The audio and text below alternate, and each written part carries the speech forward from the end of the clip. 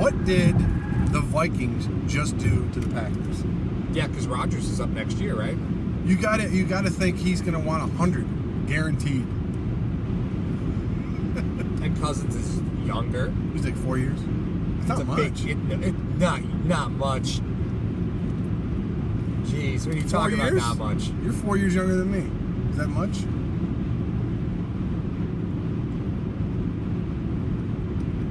Fine wine, baby. Fine wine.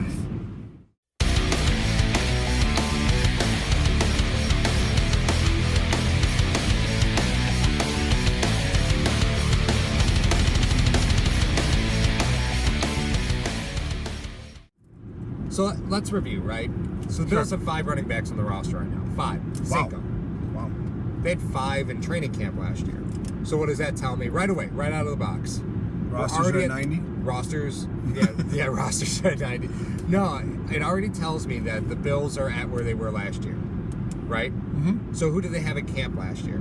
Well, they had Shady, they had Tolbert, they had DeMarco, Joe Baynard. Taiwan Jones. Jones was signed after training camp. Gotcha. They had last name is Johnson. Name just escapes me. So you look at the guys that they have on the roster now, and they're all guys who wore Bills uniforms last year. Now, mind you, Travaris Cadet got signed after Taiwan Jones went down. They were never on the roster at the same time. Gotcha. Cadet was the move that they made when they put Jones on IR. Okay, so that was the move. So they brought all those guys back. So the only guys to come back, right? The only guys who didn't get to come back are Joe Baynard and Mike Tolbert. Okay. So again, that tells me that they're good at running back. If they bring somebody in, it'll be an undrafted free agent after the draft. So that's. You think they're gonna use a pick on a guy? I don't think so. And here's the reason why. I think they're stocking depth at the positions that they already feel they're pretty good at. They're just stocking the depth with those free agents to give themselves the leverage to trade draft picks. Because if you're looking at drafting a running back in the 3rd, which is realistic value in this draft, you grab a pretty decent running back in the 3rd. You could. Well, what if you need that 3rd to trade up?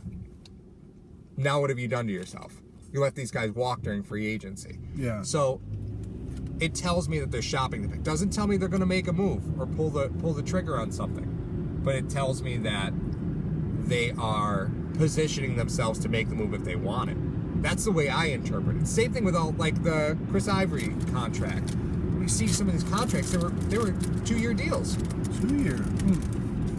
Because if you're going to trade away part of this draft class or trade away next year's draft class, you don't want to be chasing down free agents again. You have tons of space. Who's talking about Sounds that? real familiar. That broken record. I can't remember. But that's the thing that gets me a little bit is the Chris Ivory signing. I don't get it. I like it. You do? I like it a lot. Why do you like it? A lot of times, I'm a closet Jaguars fan. I always have been. Can you do me a favor and just slowly pronounce Jaguar for me? Jaguars fan. I hate you too, Drew. That being said, I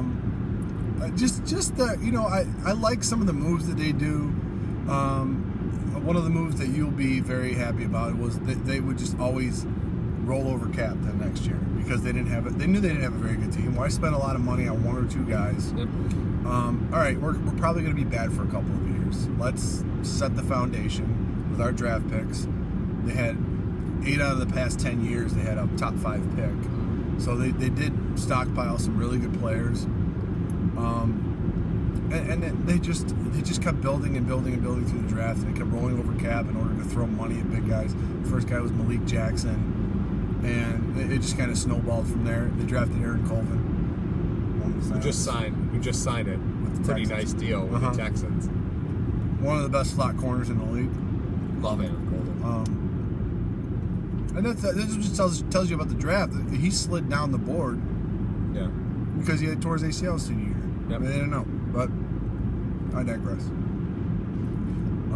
No, I just really like what the Jags were doing for a number of years. But if you look at game tape of the Jag last year, Ivory was one of the main 3rd down guys for pass protection. Yeah.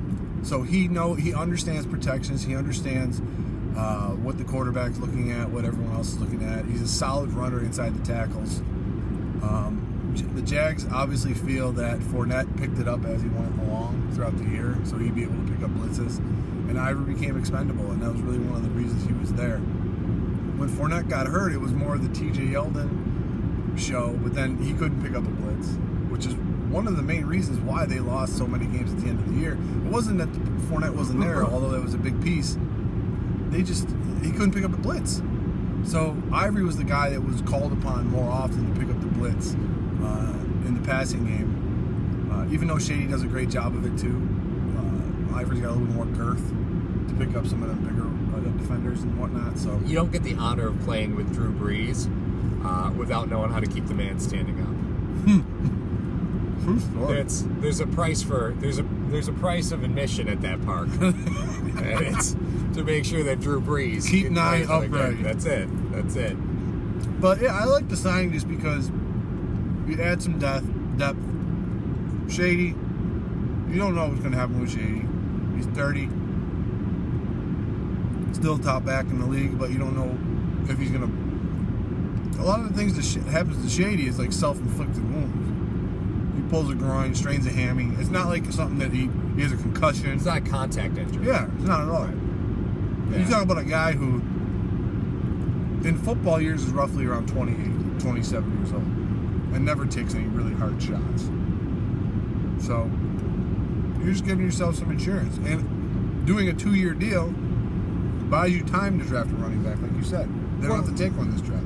They don't. Use all their picks. Yeah, they don't. And to me, and maybe I'm reading into this a little too far, but it further ensured that they were going to aggressively look for a quarterback, putting Ivory on a 2-year deal, and here's why.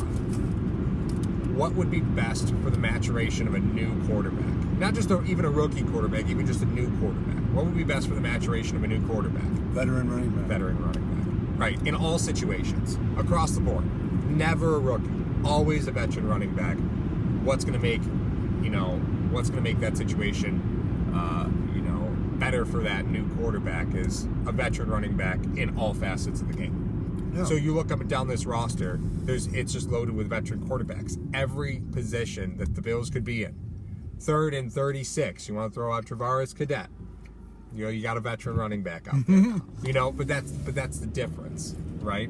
So to me, the Ivory deal being a 2-year deal, and then bringing back Jones and then bringing back Cadet, that really cemented to me that they are, Were they're in New going Orleans to at be. the same time? Who? Cadet and Ivory?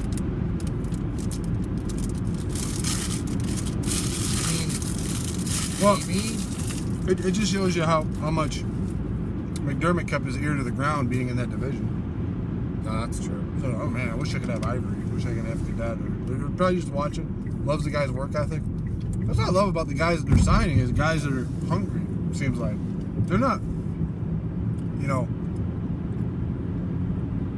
They signed. Did Cadet go to the Jets? Cadets, Because Ivory did. Cadet's been on a carousel of teams. Yeah. I think that's when Cadet was in New Orleans. Was when Ivory was with the Jets. Okay, all right, that makes sense.